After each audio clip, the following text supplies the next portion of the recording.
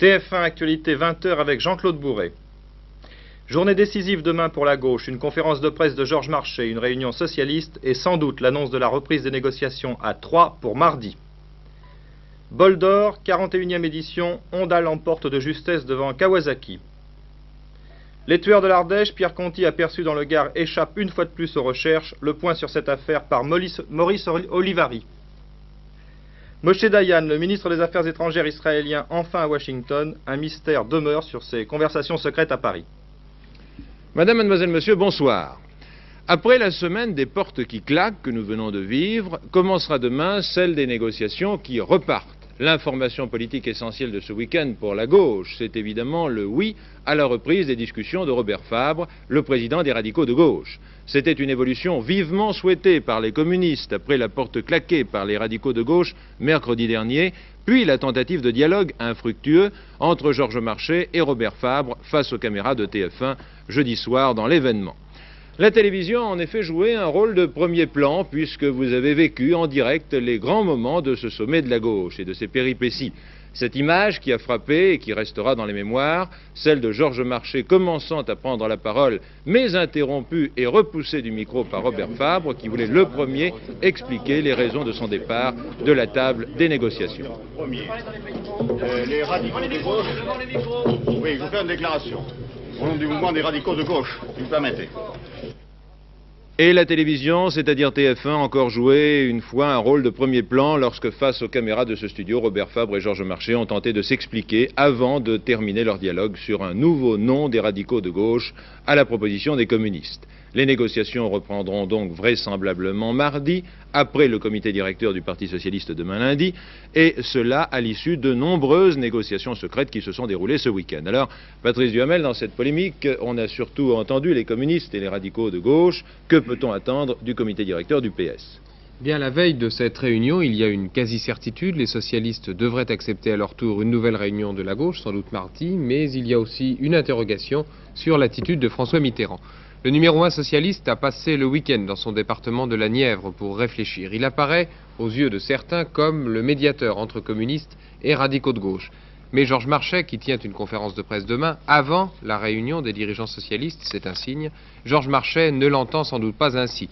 Et puis la marge de manœuvre de François Mitterrand reste étroite. Il ne peut être ni trop conciliant, ni intransigeant. Sa stratégie d'union de la gauche lui interdit de heurter le Parti communiste de front. Sa tactique d'homme rassurant pour un électorat modéré ne lui permet pas de faire trop de concessions. Sa position pourrait donc être plus confortable, d'autant que les problèmes en question, l'extension du nombre des nationalisations ou nationalisations à la carte, sont toujours l'objet de divergences profondes.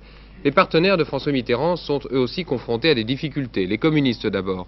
Après l'éclat des radicaux de gauche, après 7 semaines de polémiques intenses, Georges Marchais ne peut céder sans contrepartie. Ses militants ne comprendraient sans doute pas qu'il abandonne les propositions nouvelles sur les nationalisations qu'il défendait fermement dimanche dernier à la Fête de l'Humanité. Quant à Robert Fabre, il ne peut donner le sentiment de revenir en arrière après avoir claqué la porte mercredi dernier. Sa position devrait donc être assez dure, elle aussi. Bref, rien n'est réglé sur le fond, loin de là. C'est pourquoi il serait surprenant, après ce que l'on a vécu cette semaine, qu'un véritable accord sur le fond soit mis au point rapidement. Oui, M. Louis Mermaz, le secrétaire national du Parti socialiste, estime que la sortie des radicaux de gauche a agi comme un révélateur. Chacun, a-t-il dit, a mesuré les conséquences incalculables d'une rupture de l'union de la gauche. Une rupture impensable, dit-il, car elle marquerait la fin d'un immense espoir et les socialistes feront tout pour que la négociation aboutisse. C'est donc ce qu'a déclaré le secrétaire national du PS. La polémique de la gauche et le coup d'éclat des radicaux de gauche ont continué ce week-end à susciter des réactions. Pour M. Raymond Barre, le Premier ministre, il s'agit là de péripéties, l'essentiel étant les choix faits par l'opposition. La stratégie économique de la gauche ruinerait en 6 mois 25 ans d'efforts, a dit M. Raymond Barre. Et puis à l'instant, M. Jacques Chirac, le président du RPR, vient de réagir. En premier lieu, dit Jacques Chirac, la réaction des radicaux de gauche traduit leur émotion en constatant que lors de la séance que l'on sait, M. Mitterrand s'apprêtait comme d'habitude à faiblir devant les exigences du PC. Je cite évidemment M. Chirac. Deuxième point, le Parti communiste a montré sa fidélité à ses méthodes de discussion mises en forme de théorie il y a plus d'un demi-siècle par Lénine. Avoir toujours dans une discussion une position maximale et une position minimale. Le Parti communiste, affirme Jacques Chirac, reviendra dans un mois à ses positions maximales et la barre sera encore plus haut.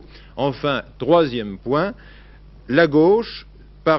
si la gauche parvient, comme la vraisemblance le veut, à un replâtrage, la gauche cherchera à présenter comme une victoire de la franchise de la discussion démocratique et de l'entente ce replâtrage. Rien de cela ne sera vrai, a dit M. Chirac. Pour Jean-Pierre Soisson, secrétaire général du PR, qui s'est confié tout à l'heure au Club de la Presse, Robert Fabre a dit très haut certaines choses fondamentales que les Français ont écoutées, une économie de marché, la défense de la propriété privée et la décentralisation. Mais lors de ce Club de la Presse, Jean-Pierre Soisson a également fait des révélations sur la façon dont il voyait l'organisation de la majorité. Patrice Duhamel. En effet, oui, sur deux points essentiels, les déclarations du secrétaire général du Parti républicain clarifient la situation. Premièrement, Jean-Pierre Soisson indique clairement que le Parti républicain, les centristes et les radicaux s'efforceront de présenter le plus souvent un candidat unique à côté du candidat RPR. Il réaffirme aussi qu'il n'est pas question de front commun contre le RPR. Ainsi se dessine l'organisation d'une compétition ou d'une émulation à deux, un candidat républicain centriste ou radical et un candidat RPR dans la plupart des circonscriptions. Deuxième point, Jean-Pierre Soisson précise les intentions du Premier ministre. Il dit que Raymond Barre présentera un programme qui engagera l'action de la majorité. On verra bien, poursuit-il, qui soutient ou qui ne soutient pas ce programme. Le Premier ministre, chef naturel de la majorité, en tirera toutes les conséquences, poursuit Jean-Pierre Soisson. Il apparaît donc que Raymond Barre pourrait apporter son appui, son soutien, son investiture peut-être, à tous ceux qui approuveront ses objectifs. C'est un élément important dans la mise en place de la stratégie majoritaire. Dimanche prochain, ce seront les élections sénatoriales et si vous n'êtes pas grand électeur, c'est-à-dire conseiller général, député ou délégué d'un conseil municipal, vous n'aurez pas à déposer un bulletin dans l'urne. Mais néanmoins, ces élections restent un temps fort de la vie politique française et vous pourrez en suivre le résultat grâce à des émissions spéciales de TF1, nous vous en reparlerons. En prélude à ces élections, la suite de nos portraits de sénateurs. Jacqueline Collins a rencontré Roland Ruet, sénateur de l'Ain, apparenté au PR. Monsieur Ruet habite près de la frontière suisse, à Ferney-Voltaire, une petite ville qui va bientôt commémorer le 200e anniversaire de la mort de Voltaire. La lettre que vous m'avez envoyée et qui concerne les retenues imposées aux producteurs de lait. Ancien journaliste, 55 ans, marié, 2 enfants. Roland Ruet siège au Sénat depuis 6 ans. Dans les territoires français du Pacifique. Je suis rapporteur du budget de la jeunesse et des sports. Par conséquent, je m'intéresse tout particulièrement aux problèmes qui concernent la jeunesse et le développement du sport en France. J'ai pour rôle, chaque année, en décembre, de préparer un rapport sur le budget qui est présenté par le secrétaire d'État à la jeunesse et au sport. Ce budget, je l'analyse, je le critique et je suggère à mes collègues de la commission et ensuite en séance publique à l'ensemble des sénateurs, soit une approbation, soit un rejet des propositions budgétaires qui nous sont faites. C'est ça, donc j'imagine que vous passez une partie de votre temps à Paris et une partie de votre temps ici. Comment exactement est-ce que vous partagez votre temps?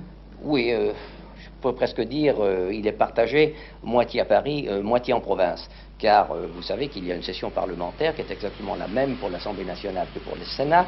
Et pendant 6 mois, j'ai donc l'obligation, que je respecte, d'assister aux séances du Sénat et aux réunions de ma commission. Ce qui fait que je quitte le département de l'Ain chaque lundi, quelquefois le mardi, et je n'y reviens que le jeudi soir ou le vendredi.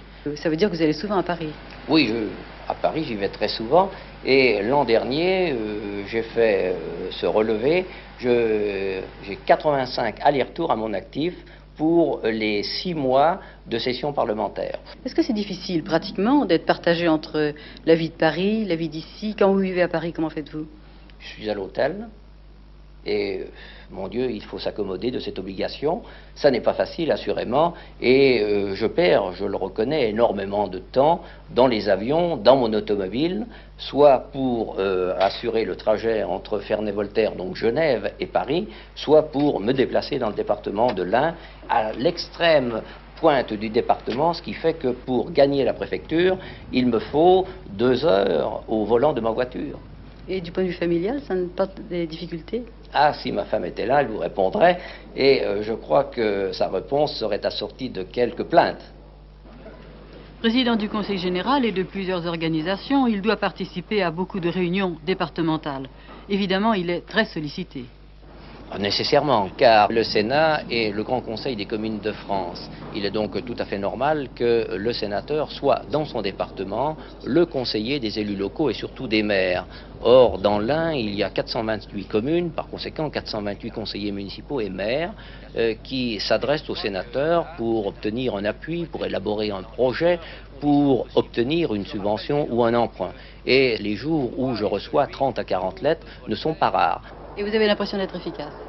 Ah, c'est à mes électeurs qu'il faudrait le demander. Mais je pense, pour m'en tenir à un propos plus général, que les sénateurs sont efficaces car ils jouent un rôle législatif très important à Paris et je crois qu'ils tiennent dans le département un rôle irremplaçable. Je vous rappelle qu'hier soir, nous avons diffusé le portrait d'un sénateur socialiste. Double échéance pour Concorde la semaine prochaine. L'administration américaine autorisera-t-elle la poursuite de l'exploitation du supersonique franco-britannique sur Paris-Washington? Et Concorde sera-t-il enfin autorisé à atterrir à New York? Ce sera en effet l'ouverture du procès en appel à New York. Rien n'a filtré des entretiens entre le président Jimmy Carter et M. Raymond Barre, mais si l'autorisation de poursuivre l'exploitation de Paris-Washington n'était pas reconduite, et si Concorde restait interdit à l'atterrissage à New York, ce serait la fin du supersonique. Le directeur général d'Air France, M. Perrol, a révélé qu'en totalisant 3h16 minutes de vol par jour pour chaque appareil, en moyenne, Air France accusait un déficit de 44 millions de dollars, soit la moitié du déficit total d'Air France en 1976. Pour équilibrer le service des Concorde, il faudrait faire voler chaque avion le double de temps, avec un taux de remplissage de 65%, d'où l'importance considérable de l'ouverture de Paris-New York.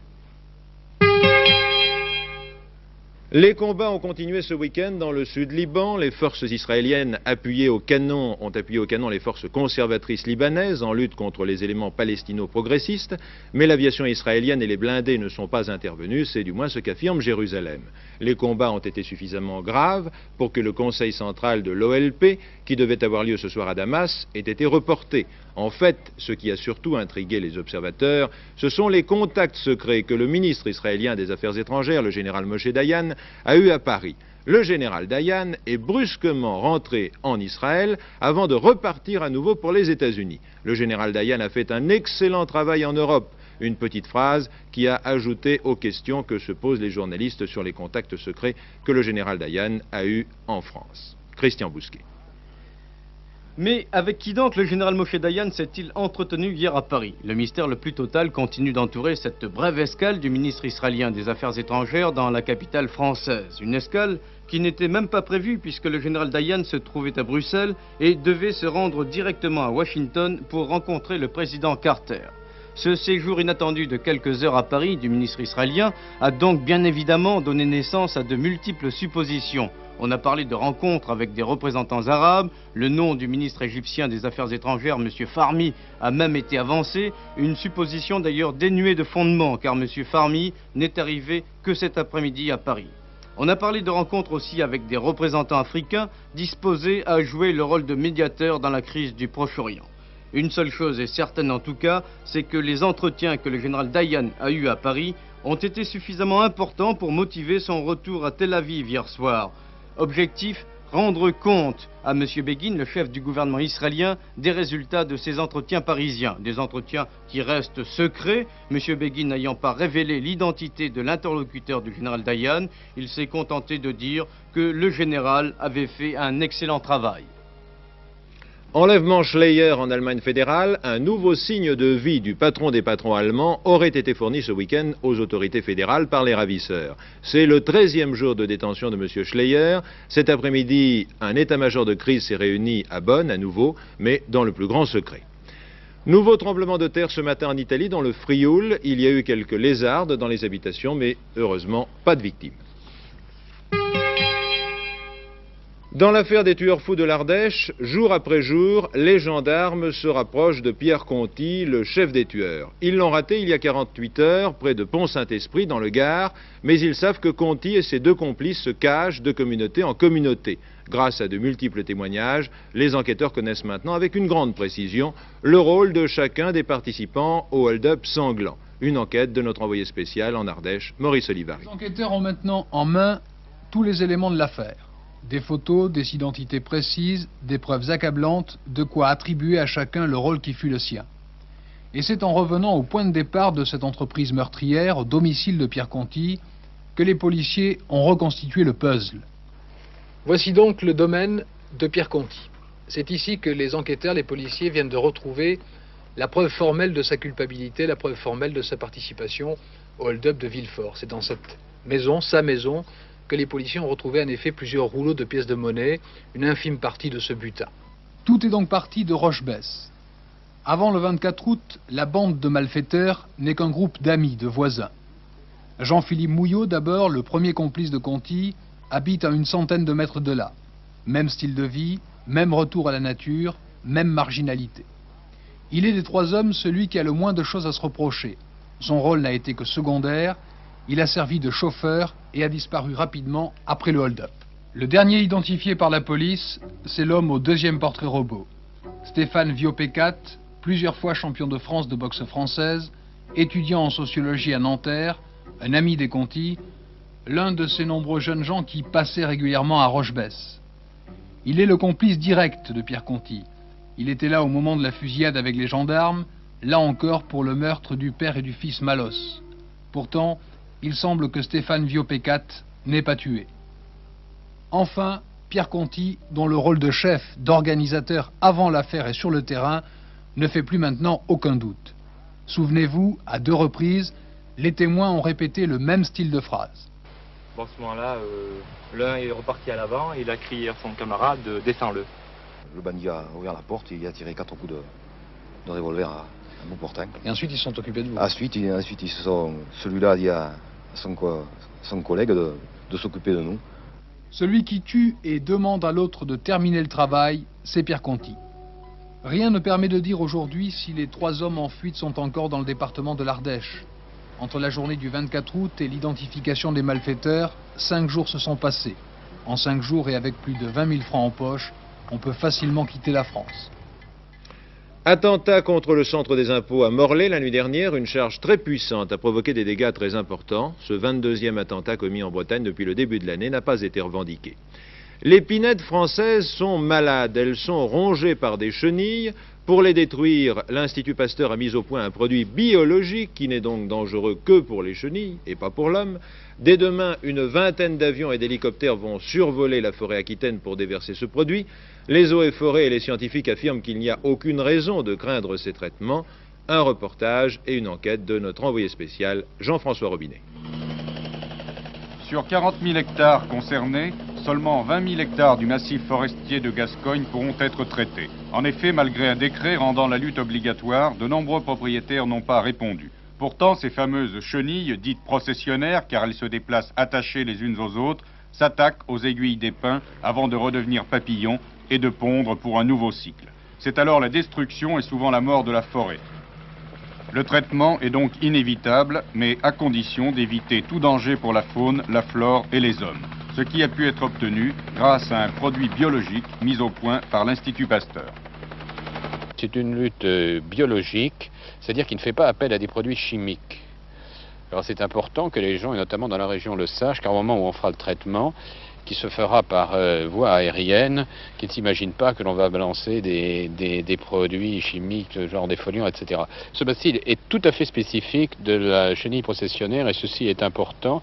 Elle n'a donc aucune nocivité sur aucun autre être vivant, qu'il s'agisse de l'homme, des animaux, voire même des huîtres, car vous savez qu'au bord du bassin d'Arcachon, il y a beaucoup d'ostréiculteurs. Il y a des zones dont les propriétaires n'ont pas donné leur réponse pour traiter. Est-ce qu'à ce moment-là, vous coupez le traitement et vous reprenez ailleurs? Bien entendu. Bien entendu, puisque ces zones ne sont pas couvertes par le financement, et il est bien évident qu'il n'est pas pensable pour nous d'aller traiter là où nous n'avons pas eu de commande, en fait. Mais alors là, il vont rester des foyers d'infestation. Il restera des foyers qui malheureusement peuvent être générateurs d'explosions futures et c'est évidemment très regrettable.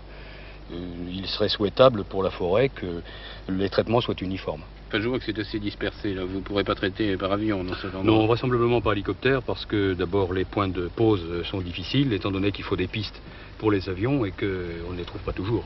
Et que également il faut envisager le point d'eau à proximité pour le ravitaillement. Vous allez traiter tout près du bassin d'Arcachon. Voilà, nous traitons dans des zones urbanisées également. Et près des huîtres. Oui, absolument. Oui. Dans les zones urbanisées, vous allez passer au-dessus des certaines maisons.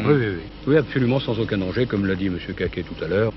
Le problème de savoir est-ce qu'il vaut mieux faire mouiller un petit peu pendant juste l'instant où les hélicoptères dispenseront le produit, ou il vaut mieux se gratter pendant des heures à la suite des attaques des poils urticants des chenilles, ou avoir des œdèmes qui peuvent être qui sont mauvais pour l'homme. Qui sont très mauvais pour l'homme. Une marée humaine à la japonaise a déferlé sur le circuit Bugatti du Mans cet après-midi à 16h. C'était la fin des 24 heures du Mans motocycliste, le fameux Boulder, une prestigieuse course de réputation mondiale patronnée cette année par TF1. Mais sur la ligne d'arrivée, il n'y avait pas que la marée humaine qui rappelait le Japon, Georges Dominique. Oui, car au plan sportif, ce fut une razzia des japonaises. Consolation, la japonaise numéro 1 était montée par deux Français, Christian Léon et Jean-Claude Chemarin. Il est 16h, le 41e Boulder s'achève. La Honda victorieuse vient de parcourir 3120 km à plus de 134 de moyenne. La poignée de main entre la Honda numéro 8 et la numéro 1 de Léon Chemarin. Christian Léon avait déjà gagné l'an passé associé au Britannique Alex George. Cette fois, il a pris la tête dès le départ et ne devait plus la lâcher. Alors, tous ceux qui ont suivi presque religieusement cette procession déferlent sur la piste. Chez les gros cubes, on est spectateur, mais aussi et surtout pratiquant. Moment très difficile pour les vainqueurs qui vont arroser leur succès et leurs fans. Le Boulder 77, c'est fini, alors remplissons-le et buvons bien sûr à la santé des vainqueurs. Voilà, c'était l'événement sportif numéro 1 de ce week-end. Il y en a eu d'autres que vous avez pu suivre dans Sport Première de cet après-midi, présenté par Georges Decaune, la nouvelle émission du service des sports de TF1. Alors, avec Georges Dominique, un résumé de ces gros titres sportifs. Où il y avait entre autres et surtout le tennis avec à Rome la finale interzone de la Coupe Davis. Dès hier soir, la France était éliminée puisqu'à l'issue du double, l'Italie menait devant la France 3-0. Le quatrième match cet après-midi a vu le succès facile d'Adriano Panatta, le bel Italien, qui a battu François Geoffrey, toujours lui 6-2, 6-1. Les deux hommes s'étaient mis d'accord pour ne jouer qu'au meilleur des 3 sets. Enfin, l'ultime rencontre, la voici, elle opposait Patrice Dominguez, qui est ici au premier plan, donc de dos, à l'Italien Barazzuti. Premier set, Dominguez 6-2. Deuxième set, 6-0 pour l'Italien. Voici la balle de match. Elle est, je vous l'annonce, en faveur de Dominguez. Les deux hommes, pour l'instant, cantonnés au fond du court. Barazzuti monte au filet et c'est le passing shot de Dominguez qui l'emporte 8-6. La France sauve l'honneur, 4 victoires à 1. De Rome à Lille avec de l'athlétisme pour athlètes complets, c'était la Coupe d'Europe des épreuves combinées, c'est-à-dire décathlon hommes et pentathlon dames. Voici la dernière épreuve, la plus terrible pour ces hommes, le 1500 mètres. Avant ce 1500 mètres, le Français Leroy était deuxième. Malheureusement, ce n'est pas son point fort. Il va perdre ici du terrain et des points. Au classement final, succès du soviétique Grebniuk par équipe, victoire également de l'URSS devant la RFA, troisième la République démocratique allemande et les Français sont quatrième. Chez les dames, l'URSS l'emporte également et un record du monde pour une soviétique qui s'appelle Mademoiselle Tchatchenko. Il y a du rugby également, Jean-Claude, pour terminer, c'était en effet les 3 coups dans le championnat de France et Béziers, notre champion, a commencé comme l'on dit en fanfare, il a passé 84 points contre Tyros qui en a marqué pour sa part 22. Le tiercé maintenant. La grandissime favorite Trillon donnée gagnante par 24 pronostiqueurs sur 38, dont André Théron. Trillon a été battu. Léon Zitrone, vous avez assisté et commenté pour TF1 ce fameux tiercé. Comment expliquez-vous la défaite de Trillon? Bien, il y a plusieurs raisons possibles. D'abord, la distance a pu lui paraître trop longue, puisqu'il y avait 2400 mètres. Ensuite, elle n'a peut-être pas très bon caractère. Vous verrez sur les images que le jockey élevait la cravache. Troisièmement, elle était peut-être passée de forme. On murmurait. Je déteste les murmures aux courses. En amour, je veux bien, mais pas aux courses. On murmurait qu'elle n'était pas au mieux de sa condition. Allez savoir, tant que les chevaux et les juments ne parleront pas, nous vaticinerons dans le désert. On va voir maintenant comment la course s'est déroulée, la fin, et vous verrez très nettement que la favorite Trillon entre en tête dans la ligne droite, casaque grise avec des pois jaunes si vous êtes en couleur, et elle renacle à l'effort. Elle est pour le moment, elle va prendre la tête, elle est encore en tête, son jockey va lever la cravache, c'est-à-dire du broc, à la corde à gauche de votre écran, par conséquent, près de la lisse, la favorite. Alors là, on buvait du petit lait, il ne restait plus que 500 mètres à faire, mais entre boire du petit lait et boire le champagne à l'arrivée, il y a une différence. Elle est en tête et brusquement quelque chose ne va pas, le jockey est obligé de cravacher, derrière ce sont les attaques, d'une part deux des petites anglaises, Busaka, Toc Rayé et Royal Hive, Kazakh toute jaune, puis à droite de l'écran fabuleux Jane, dont Cunnington hier nous soulignait la chance, et enfin Camissia, appartenant à Madame Rabatel, Camissia dont le jockey Badel, qui sera premier jockey de l'entraînement matais l'année prochaine, porte une casaque bleu clair et bleu foncé, et la jument Camissia est entraînée par Lomain. Elle avait gagné à 12 contre 1 il y a 2 semaines. Aujourd'hui, elle rapporte près de 30 contre 1. C'est encore un de ces mystères. On ne comprend pas pourquoi les turfistes abandonnent un récent gagnant. Une récente gagnante. Voici le rapport du tiercé qui s'inscrit sur votre écran dans l'ordre 10 925,50 et dans l'ordre différent 1408. On peut dire que c'est une surprise, mais que le tiercé ne paraît pas extraordinairement bien payé. On aurait attendu davantage. Merci Léon Zitrone. Échangerait Trillon contre l'authentique gagnante du tiercé. Voilà ce que l'on a peut-être entendu cet après-midi à la Défense, où se terminait la foire au troc. C'est la 2e année qu'elle est organisée et déjà son succès est considérable. On y a échangé, écoutez bien, une cime Camille contre un piano à queue, des pantoufles contre une montre à gousset, un bilboquet contre un dentier en état de marche, encore que ces appareils-là mâchent plutôt qu'ils ne marchent. Il ne manquait plus que la petite annonce d'Alphonse Allais, échangerait femme de 40 ans contre 2 de 20, l'inconscient.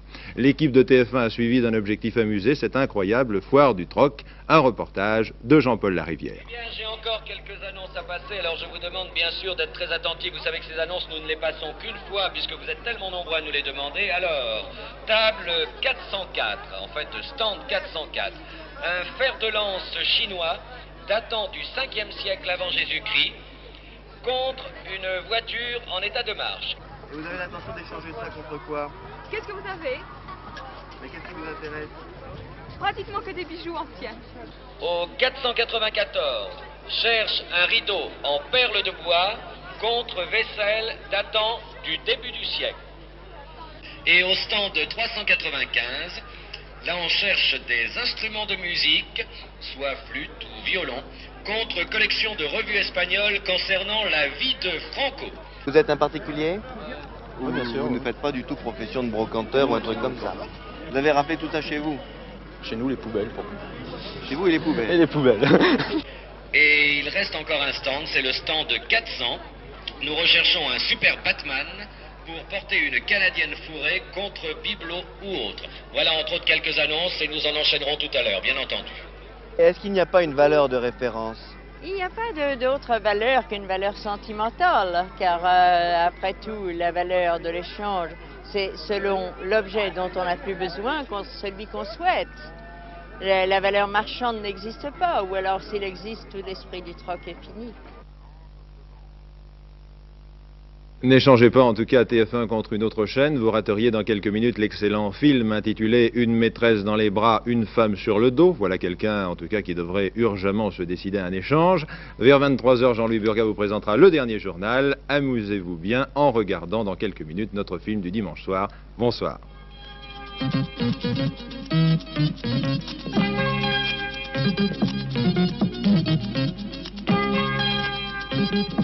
Thank you.